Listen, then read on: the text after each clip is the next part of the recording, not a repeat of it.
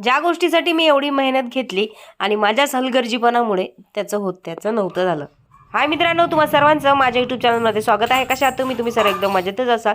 तर इथे सकाळीच झालं ना, सकाळी मी रोजप्रमाणे उठली, झाडू वगैरे मारला, त्यानंतर बिट्टूचा टिफिन केला आणि बाथरूममध्ये गेल्यानंतर गिझरचं बटन दाबलं आणि जसं गिझरचं बटन दाबलं तसंच त्यामधून एकदम टुक्कून आवाज आला आणि गिझर बंद पडलं.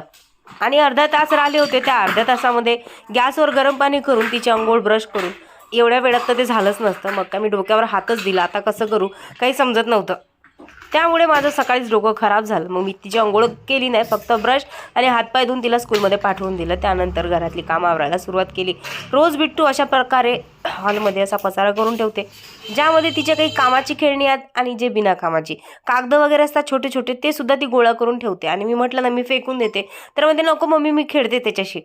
आता ती घरी नसल्याचा मी पुरेपूर फायदा घेतला. ज्या कामाचे वस्तू नव्हत्या मी त्या सर्वात आधी फेकून दिल्या.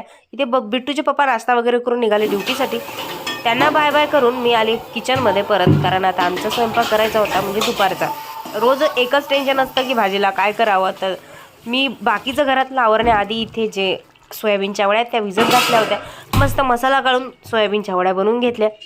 ज्यावेळेस बिट्टू घरी नसते ना त्याच वेळेस मी आवराआवरीचे कामं करत असते. नाही तर ती एवढी डेंजर मुलगी आहे. मी इकडे आवरा करते आणि ती सर्व आवरलेलं सामान नुसतं अस्ताव्यस्त करून ठेवणार. म्हणून मी रोज सकाळी नाश्त्याचं काम झाल्यानंतर सर्वात आधी काम करते, ते म्हणजे माझी रूम आवरायचं.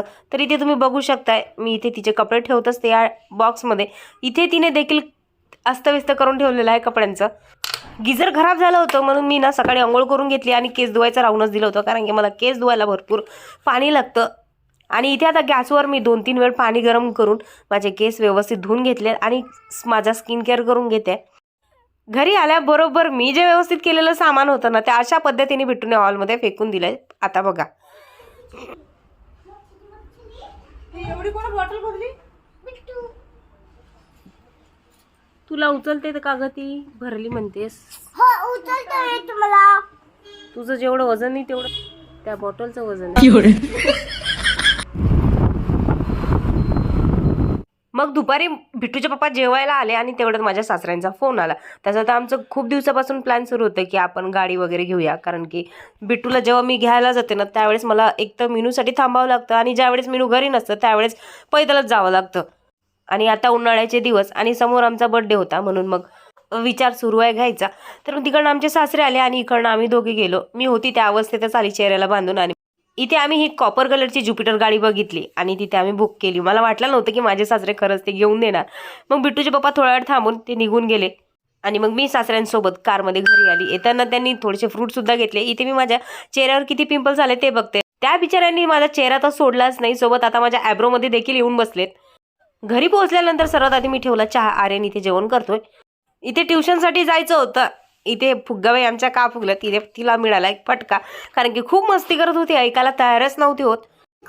इकडे बघ ना. काय आहे हे बघ. हे? तर कंपोज आहे. माझ्यासाठी काय आणलं? इथे काय आणलं? काय तरी आणलंय माझ्यासाठी, सरप्राईज आहे. दाखव. काय आणलं? काय माहिती काय आणलं. पॉकेट आणलंय. हे बघ.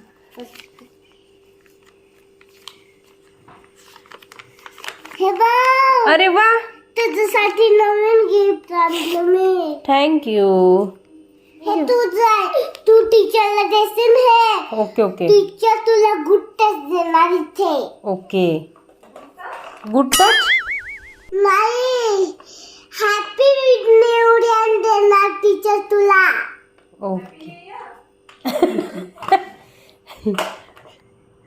हे बघ तुझ्यासाठी काय आणलं. काय आणलं माझ्यासाठी? कचरा गाडी आणला गोळा करून.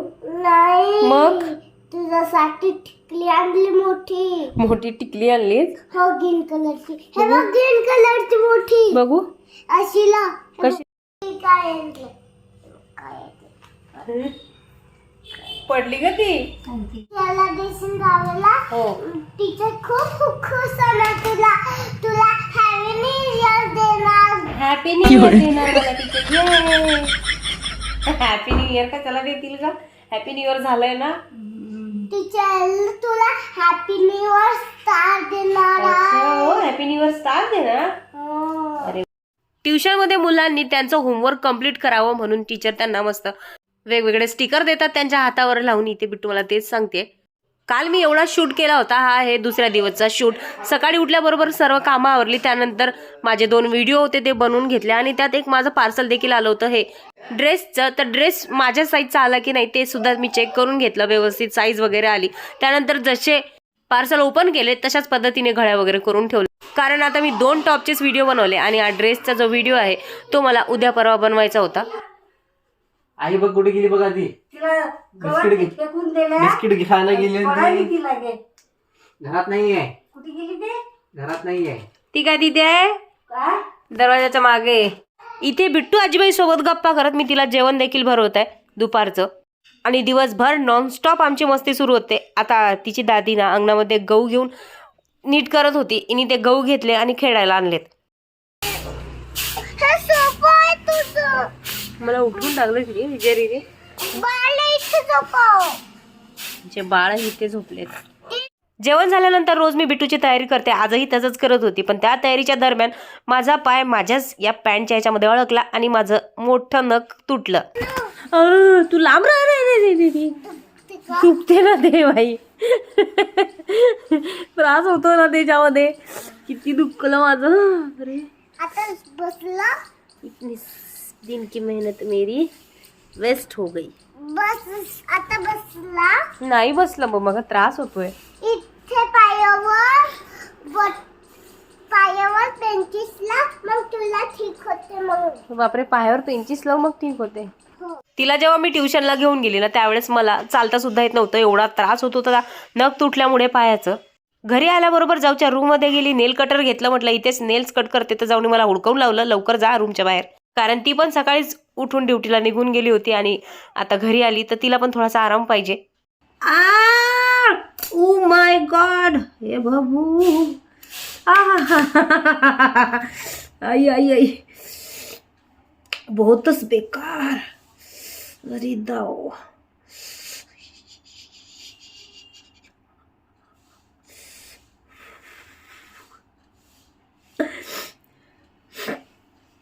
उघड रे बाबा. अरे रे रे रे रे. अरे अरे रे रे.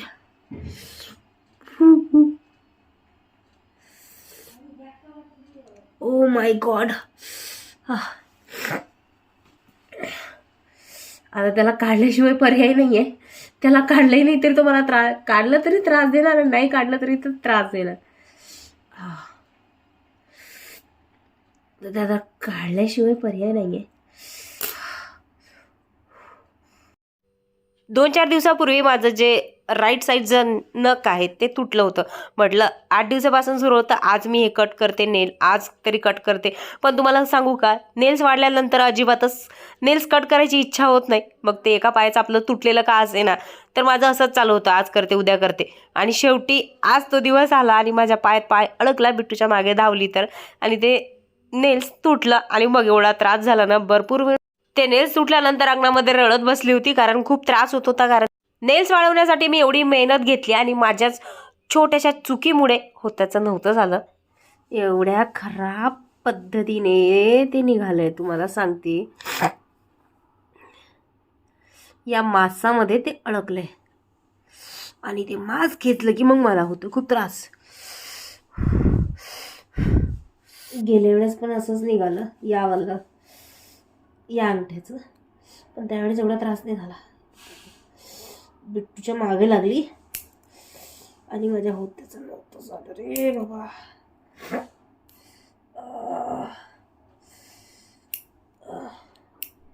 फायनली असं अर्ध तुकडे करून मी ते काढलं. हे बघा हे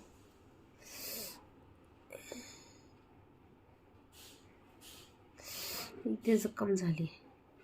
नख काढून झाल्यानंतर सर्वात आधी मी आली किचनमध्ये आणि आल्याबरोबर ठेवला चहा. कारण संध्याकाळ झालीच होती आणि संध्याकाळी चहा पिल्याशिवाय माझं तर डोकंच चालत नाही. आणि अर्धा डोक्याचा भाजीपाला या नख तुटल्यामुळे माझा झालेलाच आहे ऑलरेडी. आता इथे आलं ठेचण्यासाठी खलबत्ता दिसत नव्हता त्यामुळे मी काय केलं ना हे चॉपर आहे त्यावरतीच आलं ठेचून घेतलं आणि ठेचलेलंच आलं मला चहामध्ये आवडतं. जोपर्यंत आपला चाय शिजते म्हटलं तोपर्यंत आपण बाजूला इकडे मटण आणलेलं आहे त्याची तयारी करूया, म्हणजे कामात काम दोन देखील होतात. तर पटकन मटण धुवून घेतलं आणि मटणामध्ये कोथिंबीर नाही असं होऊच शकत नाही. आणि आज मस्त बाजार आणला होता, हिरवीगार कोथिंबीर होती. पटकन थोडीशी जेवढी भाजीसाठी लागते तेवढी मी तोडून घेतली आणि मस्त पटकन उकडीसाठी फोडणी दिली. मी माझ्या सासूबाईला सांगितलं की कोथिंबीर थोडी एवढी मी तोडली, थोडीशी अजून तुम्ही तोडून द्या मेथी. हे घे चिकनची भाजी. तर माझ्या सासूबाई तिकडे गेल्या, काहीतरी खात होत्या. मग मी परत आवाज दिला. मग ही काय म्हणते आजीबाई, कशी बाई आहे ती, ऐकत नाही, दाखव मी तुला तोडून देते. खाली बसली आणि कोथिंबीर मेथी तोडायला लागली. म्हणजे दाखव दाखव मीच देते तोडून तुला. खाली बसली आणि मला तोडून दिली. टोमॅटो तोडून दिली ना. म्हणते आई कशी आहे.